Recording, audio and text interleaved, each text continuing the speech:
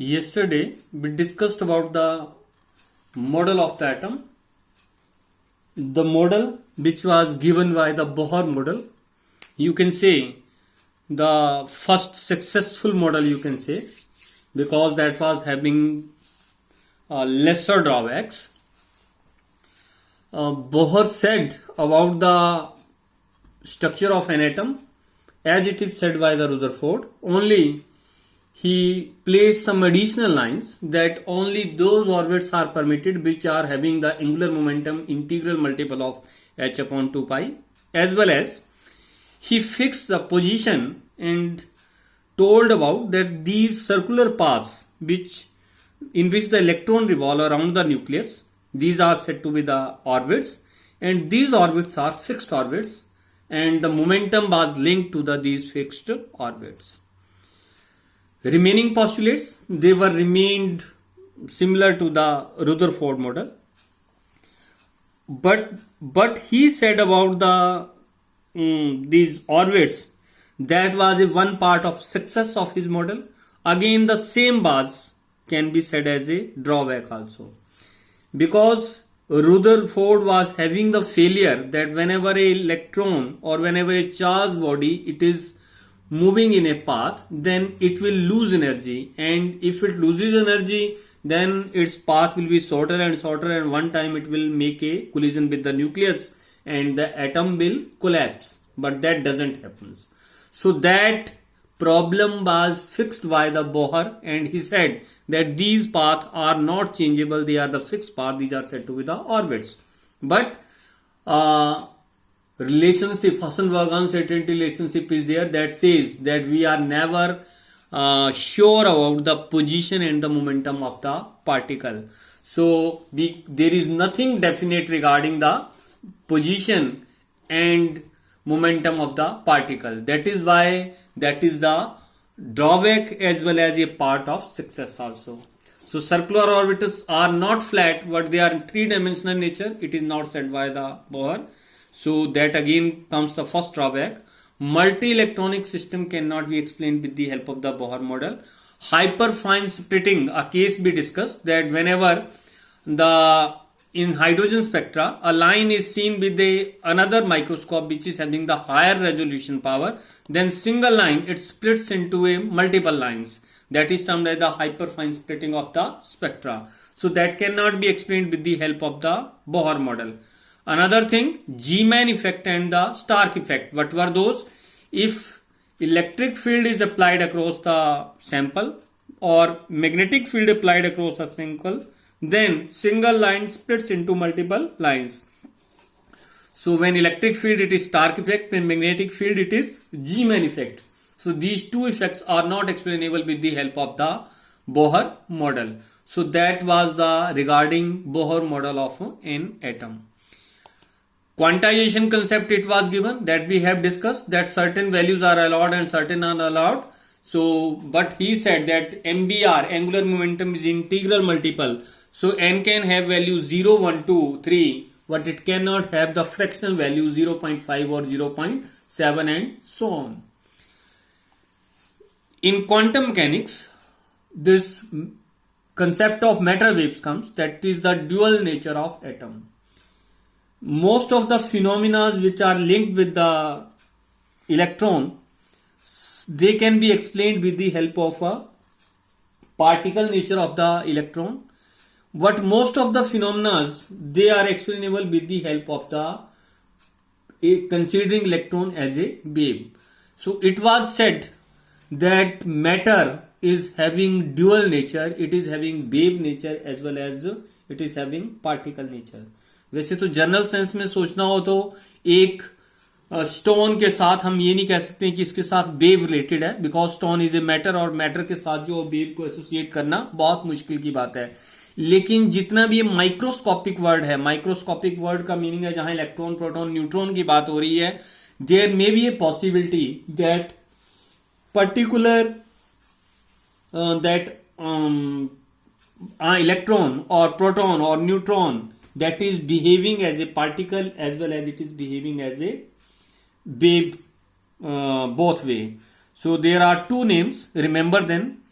these and both the names, they are associated with the one family only. One is Sir J.J. Thomson, another is the G.P. Thomson. One is father, another is the son. So one got the Nobel Prize for telling that electron is a particle, another got the Nobel Prize for telling that electron is a having wave nature. So both Nobel Prize goes to one family. One is father, another is the son. It is Sir J.J. Thomson and Sir G.P. Thomson. So the credit goes to Thomson family for telling electron as a wave as well as electron as a particle. De Broglie took the concept that matter is having a dual nature, and he related mass with the wavelength. How it has been done? Energy according to Planck's theory, it is E equal to h into mu. H is Planck's constant, mu is the frequency. According to Einstein, if a mass m is there, then energy related with it equal to E equal to mc square. So one is Einstein mass energy relationship, another is the Planck's theory that gives the E equal to h mu. So both are one form, both are the energies. So for one particle or one material, I can equate them. It is h mu equal to mc square. Putting the value of mu frequency, it is equal to c upon lambda. So substituting the value here, h into c upon lambda, c goes with c, it is h upon lambda is equal to mc, and lambda is equal to h divided by mc. That is for the microscopic particle which is having the mass m and moving with the velocity of light. In a general way, if there is a particle of mass m moving with velocity v, then the concerned relation becomes lambda, that is equal to h upon mb. H is Planck's constant, m is the mass of the particle, mu is the frequency and velocity here, and this lambda, that is equal to wavelength associated with that particle. So that is de Broglie relationship. Let us discuss its relevance of the de Broglie relationship, कि वाकई ऐसा कोई concept है कि किसी मास के साथ wavelength associated है या वेवलेंथ के साथ कोई मास एसोसिएटेड है.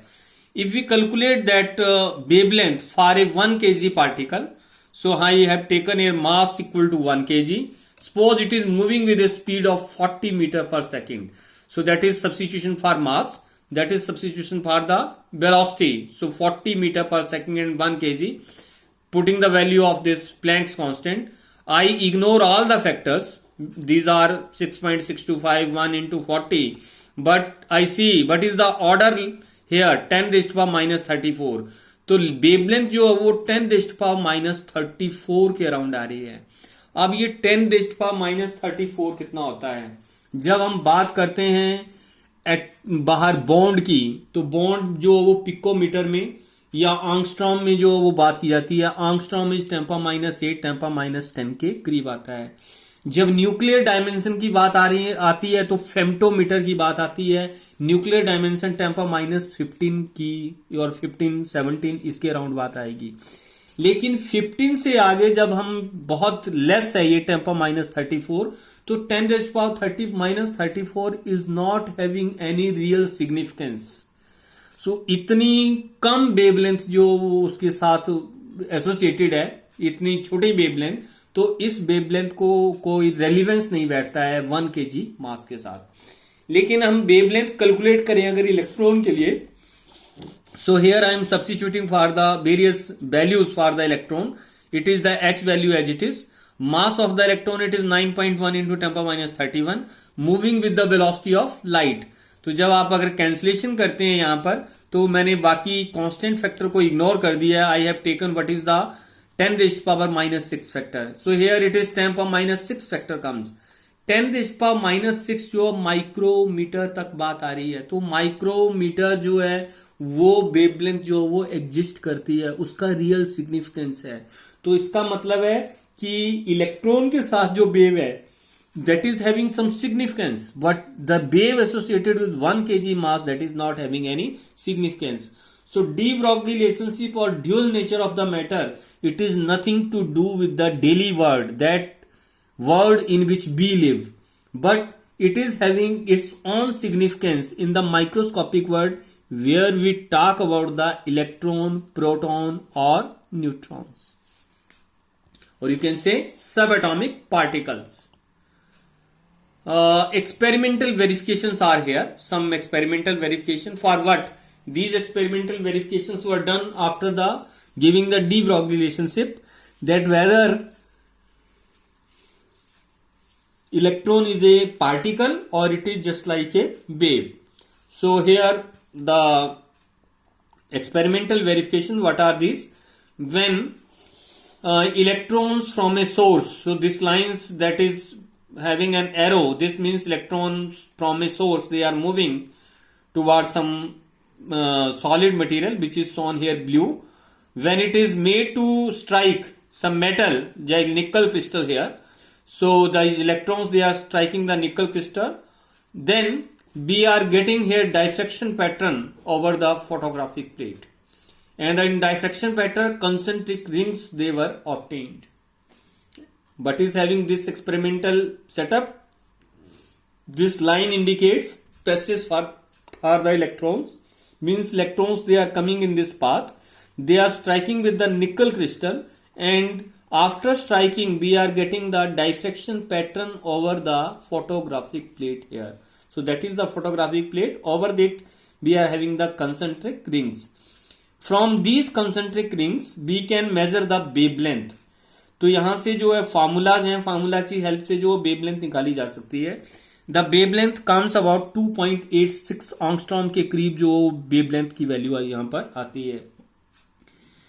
तो इलेक्ट्रॉन्स हैं, उनके साथ वेवलेंथ यहां डायफ्रेक्शन पैटर्न से कैलकुलेट हो रही है 2.86 के राउंड. एक्सरेज जो है वो रेज हैं, और एक्सरेज की जब हम वेवलेंथ कैलकुलेट करते हैं तो 2.85 के एंगस्ट्रॉम के करीब आती है. What are X rays? X rays are again the electrons. X rays भी क्या है? इलेक्ट्रॉन्स हैं.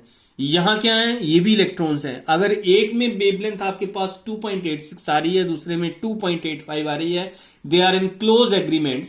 सो the fact was given that when X-rays are the rays और the waves, it means electron is behaving just like a wave here. So that is one experimental setup. And another experimental setup was what? This is down here. You are looking one particle and one blue screen here. So the particle here, it is electron, and the blue screen, that is of the zinc sulphide screen. Zinc sulphide screen वही होती है जो कि old TV set में आगे screen होती थी, उसको जिंक सल्फाइड स्क्रीन बोलते थे. अब तो एलसीडी आता है, तो एलसीडी में वो स्क्रीन नहीं होती है, लेकिन जो ओल्ड टीवी होते थे, बड़े बड़े टीवी, उनमें स्क्रीन जो बनी होती थी, that is the zinc sulphide screen. He says when the electron, it is made to strike this zinc sulfide screen, then it is producing one scintillation point. अब ये scintillation point क्या होता है? जब सिग्नल चला जाता है टीवी का, तो आप में सिग्नल की बजाय उसमें दाने दाने दाने जो वो नजर आते हैं. किसमें? अब तो वैसे स्क्रीन पे घर में दूसरे सेट लगे हुए हैं तो वहां पर ऐसा नहीं होता है, लेकिन अगर आपने DD1 वगैरह लगाया हो या कुछ लगाया हो और सिग्नल अगर चला जाए, तो सिग्नल की बजाय वहां पर जो वो छोटे छोटे दाने जो जिंक सल्फाइड स्क्रीन के ऊपर जो वो आपको डांसिंग पार्टिकल्स जो वो नजर आएंगे. Those are the scars caused by due to the striking of the electrons over the screen. तो प्लीज ये दिया गया कि एक इलेक्ट्रॉन जो है वो एक सिंटिलेशन पॉइंट प्रोड्यूस करता है. ये उसी तरह से है, मान लो एक दीवार और दीवार पे आप पत्थर मारते हो, तो पत्थर मारने पे क्या होगा? जहां पर वो पत्थर लगेगा उस पॉइंट पे एक जो है वो निशान पड़ जाएगा. Since single stone is causing single scar over the wall, it means again single electron it will cause single scintillation point into the zinc sulphide screen. तो उसको हम क्या बोलेंगे? पार्टिकल बोलेंगे. इसको वेव क्यों नहीं कंसीडर किया उसने यहां पर? अगर मान लो आप पानी लेते हो, then that is in the floating nature, उसका वेव नेचर है एक किस्म से वाटर जो है. तो जैसे आप उसको दीवार पर मारोगे, स्प्लैश मारोगे उसकी, तो सारा का सारा क्या हो जाएगा? बिखर जाएगा. तो उसका बड़ा एक पोर्शन जो है वो पोर्शन गीला हो जाएगा. लेकिन अगर एक पत्थर मारते हो तो एक ही जगह पे जो है वो स्कार पड़ेगा। तो दोनों पॉइंट्स में जो वो डिफरेंस है। So he said that single electron is producing a single scintillation point, this means that it is behaving as a particle. These experiments, they were done by the Davison and the Germer. So these are known as the Davison and the Germer experiments for explaining the dual nature of the matter. Then de Broglie equation and the Bohr theory. So they are also having some connection, de Broglie equation and the Bohr theory. What is main in the Bohr theory? Again I am coming to the point. तो कुछ एक तो चीजें आपको explain हो गई होंगी कि किसकी बात कर रहे थे हम बोहर थ्योरी में, कि जो रुदरफोर्ड ने पॉइंट छोड़ दिया था, कौन सा point, that the path in which the electron revolves they are not fixed, that was fixed by the Bohr. He said that the path is fixed, but condition is that only those orbits are allowed which are having angular momentum is equal to h upon 2π. This condition was told by the Bohr, but later on it was proved to be right when de Broglie equation was considered. How it was proved to be right? See here. So this is the circular path in which the electron revolves. So I have drawn a very simple circle. What it is said that electron, it is not following this circular path, but it is having a wave nature. तो automatically ये जो wave की तरह आपको नजर आ रहा होगा, इस तरह से up and down, crest and trough जो वो आपको नजर आ रहे हैं. So electron it is not orbitaling clear into circular path, but it is having wave nature there. तो ये जो वेव है इसको हम आउट ऑफ फेज वेव बोलते हैं. वैसे क्यों आउट ऑफ फेज वेव बोलेंगे? अगर क्रेस्ट के बाद ट्रफ आता है और ट्रफ के बाद क्रेस्ट आता है तो वो आएगी इन फेज वेव. लेकिन ये आउट ऑफ फेज है क्योंकि यहां पर दोनों जो है वो क्रेस्ट जो है वो आपस में मिक्स हो गए हैं. तो this is out of phase wave. But when I have to draw in phase wave, so that is the in phase wave. इसमें जो है क्रेस्ट के बाद ट्रफ के बाद क्रेस्ट के बाद ट्रफ, इस तरह से आ रहा है. सो that is the wave nature instead in the atom, not the circular path that is being adopted by the particles or the electrons inside the atom. Now, if I have to measure the dimension of this, then I draw a line from here to here.